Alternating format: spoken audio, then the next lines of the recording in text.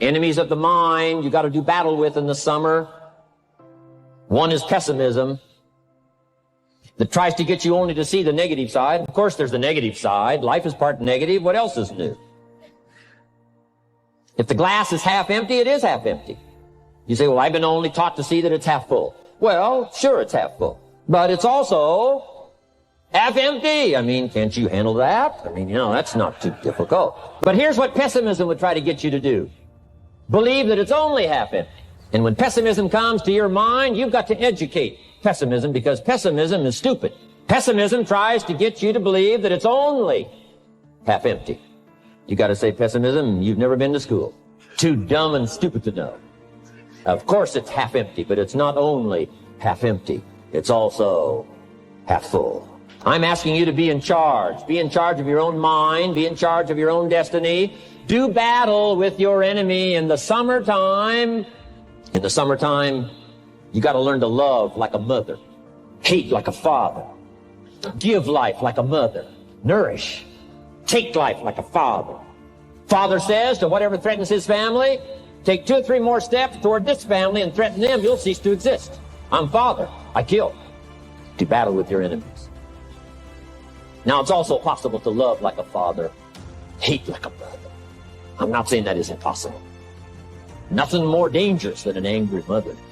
Love like a father, hate like a mother, give life like a mother, take life like a father, however you want to arrange it, just so you nourish your values, nourish your family, nourish what's valuable for you, nourish your organization, nourish your distributors, nourish your customers, take care of your responsibilities, feed, nourish.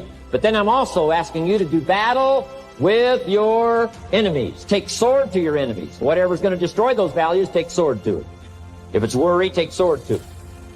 If it's threat, threaten back. You got to be like your bloodstream. Good illustration. Red corpuscles to nourish, like a mother. White corpuscles to fight and kill, like a father. You got to do some negative thinking, can't just think positive. Thank God for white corpuscles that think negative all day. White corpuscles say, just show me some infection, I'll kill it. Whatever threatens this body and its future gets threatened. Whatever's got to kill this body gets killed. I'm asking you, take sword to your enemies, whether they're on the outside or whether they're on the inside. Protect your family, protect your future, protect your values. Love, nourish, but also do battle with whatever is out there to do battle with you. Take some courage from some of those that have been through the battle. They've given you their stories on this stage. They've been through it. They know what it's all about. Take some courage from that. And in the summer, do battle. And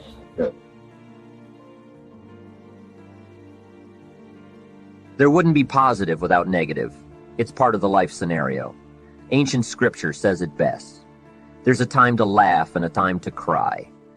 You've got to become so sophisticated and well-educated that you don't laugh when it's time to cry. You've also got to learn to cry well. How are you going to identify with others if you don't cry with them? The negative side is very important, so don't ignore it. You need to let it be a part of the scenario. In fact, you need to learn to master it. Negativity is not to be ignored. It's to be mastered. It makes us better than we are to wrestle with it.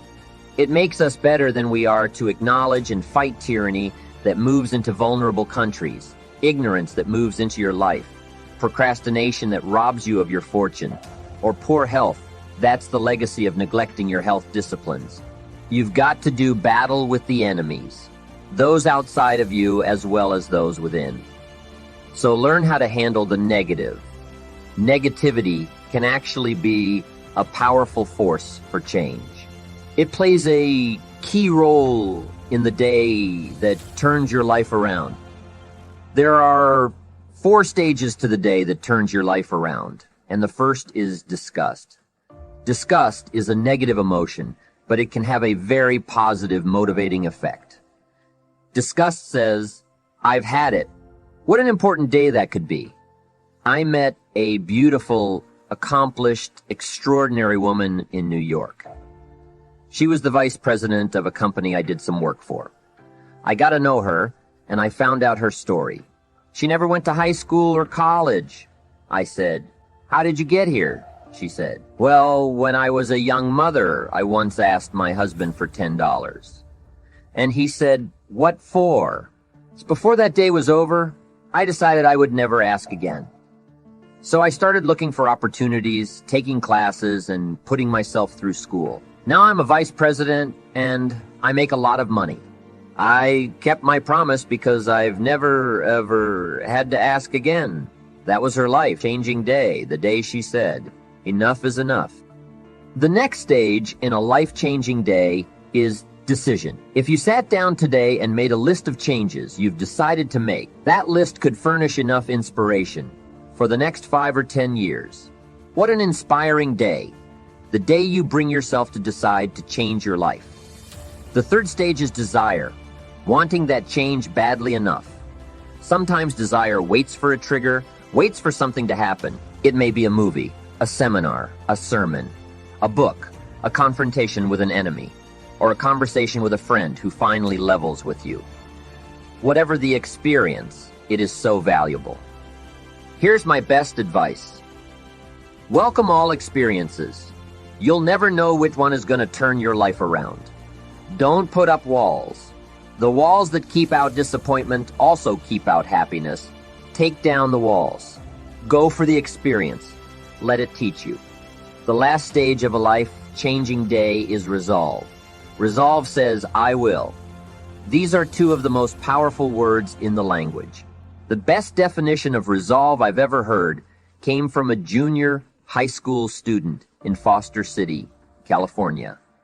I was addressing her class one day, and we were discussing some key words. I asked the kids, who can tell me what resolve means? Some didn't know the answer, and some tried to guess. The last answer I got was the best. This girl about 2 rows back says, I think I know, Mr. Rohn. I think resolve means promising yourself you'll never give up. I said, that's the best definition I've ever heard. She's probably giving her own seminar somewhere today. Promise yourself you'll read the books until your skills change. You'll go to seminars until you get a handle on what they're teaching. You'll practice until you develop the skills. Never give up until you've gotten what you want. Don't miss the chance to grow. Resolve that you'll pay the price until you learn, change, grow, and become what you want to be. You'll discover some of life's best treasures when you pay that price. It's not what happens that determines the major part of your future. It's not what happens. What happens, happens to us all. He said the key is what you do about it. It's not what happens, it's what you do about it. And he said if you will start that process of change, do something different the next 90 days than you did the last 90 days, like picking up the books to read. Do something different like the new health disciplines, relationship with your family, whatever it is, doesn't matter how small it is. If you'll start doing different things with the same circumstances, since we cannot change the circumstances, but we can change ourselves. We can change what we do. And then he gave me another secret to success when he said, what you have at the moment, Mr. Rohn, you've attracted by the person you've become. What you have at the moment, you've attracted by the person you've become. Few little simple principles here. Once you understand these, it starts to explain so much. Now, sometimes it's a little tough to take, blaming yourself instead of the marketplace. Taking responsibility instead of putting it off on someone else. That transition sometimes is a challenging mission. And this one was a little tough for me. He said, Mr. Rohn, you've got pennies in your pocket, you've got nothing in the bank, the creditors are calling, you're behind on your promises. And he says, here's how that occurs. You've attracted, up until now, you've attracted the things to you because of the person you've become. Now I said, well, how can I change all that? He said, very simple. If you will change, everything will change for you. You don't have to change what's outside. All you've got to change is what's inside. There are 2 phrases I'd like you to ponder for a moment. The first is that life and business are like the changing seasons. That's one of the best ways to illustrate life. It's like the seasons that change. Here's the second phrase. You cannot change the seasons, but you can change yourself.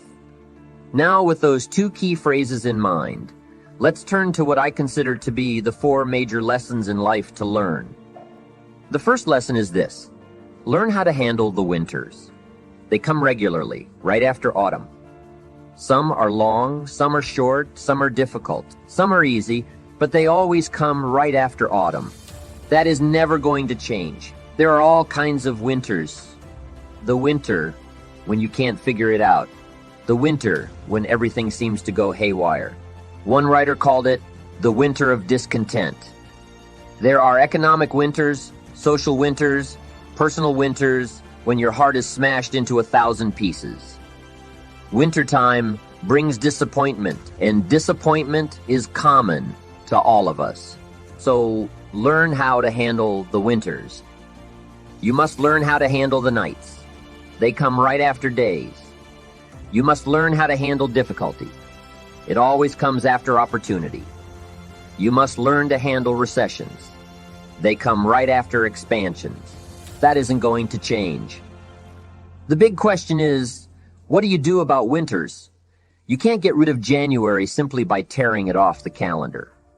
But here's what you can do. You can get stronger. You can get wiser. And you can get better. Make a note of that trio of words. Stronger, wiser, better. The winters won't change, but you can. Before I understood this, I used to wish it were summer when it was winter. When things were difficult, I used to wish they were easy. I didn't know any better. Then Mr. Schoaf gave me the answer from a part of his very unique philosophy when he said, "Don't wish it were easier. Wish you were better. Don't wish for fewer problems. Wish for more skills. Don't wish for less challenge. Wish for more wisdom." Here is the second major lesson in life. Learn how to take advantage of the spring. Spring is opportunity. And spring always follows winter. What a great place for spring. Right after winter. If you were going to put it somewhere, that would be the place to put it. God is a genius. Days follow nights. Opportunity follows difficulty. Expansion follows recession. And this all happens with regularity. You can count on it. However, the mere arrival of spring is no sign that things are going to look good in the fall. You must do something with the spring. In fact, everyone has to get good at one of two things: planting in the spring or begging in the fall. So take advantage of the day, take advantage of the opportunity, and read every book you can get your hands on to learn how to take advantage of the spring. Get busy quickly on your springs, your opportunities. There are just a handful of springs that have been handed to each of us. Life is brief, even at its longest. Whatever you are going to do with your life, get at it. Don't just let the seasons pass by. The third major lesson in life is this: learn how to nourish and protect your crops all summer. Sure enough, as soon as you've planted, the busy bugs and noxious weeds are out to take things over. And here's the next bit of truth: they will take it unless you prevent it. There are two key phrases to consider with the third major lesson. The first is all good will be attacked. Don't press me for a reason. I was not in on some of the early decisions, so I don't know why. I just know that it's true. Let reality be your best beginning. Every garden will be invaded. The second phrase is, all values must be defended. Social values, political values, friendship values, business values, all must be defended. Every garden must be tended all summer. If you don't develop this skill, you'll never wind up with anything of value. The fourth major lesson in life is this: learn how to reap in the fall without complaint. Take full responsibility for what happens to you. One of the highest forms of human maturity is accepting full responsibility. Learn how to reap in the fall without apology if you have done well, and without complaint if you have not. That's being mature. I'm not saying it's easy. I'm saying it's the best way to be. The seasons don't work for you or against you. They just are what they are. They are guaranteed to come every year, bringing both the positive and the negative. So it's up to you to remember the four major lessons in life, prepare for them, and make the most of everything they offer. Now I want you to answer this question. What kind of person must I become to achieve all I want? And I'll give you time to write that down now. What kind of person must I become to achieve all I want? Now we've got two things working. What you become helps you to achieve, and what you achieve helps you to become. And the more you become, the more you can achieve, and the more you achieve, the more you can become. Who knows which affects the other the most? So now just write this exercise. Start with a few sentences. We won't have time for you to, take a lot of time, but just start with a few sentences. Your concept of the person you think you must become to achieve what you want. This is time for a little truth here. Maybe you need to become much wiser than you are at the moment. You need to become stronger. You need to have better health. Maybe you need a little coaching to really become the person I want to become. I'm going to have some coaching, physical coaching, spiritual coaching, developing skills coaching. To be the influence you want to be, you got to build an incredible reputation. What kind of person must I be to attract all that I want in my life and the people that I want and the opportunities that I want? When you knock on the door and opportunity opens, you must stand there as a very attractive person, or you may not be invited. One of the most mysterious and unique phrases that Jesus ever used. Here's what he said. I stand at the door and knock. And if you opened the door, would you probably invite him in? This extraordinary person. You say, wow, yeah. And he said, if you invite me, I'll come in, sit down, talk things over. For you to be that kind of attractive person, that if you knocked on the door of opportunity and it opened and you stood there, would you be the kind of person that opportunity would say, come right in and sit down and let's talk about the future? What kind of person?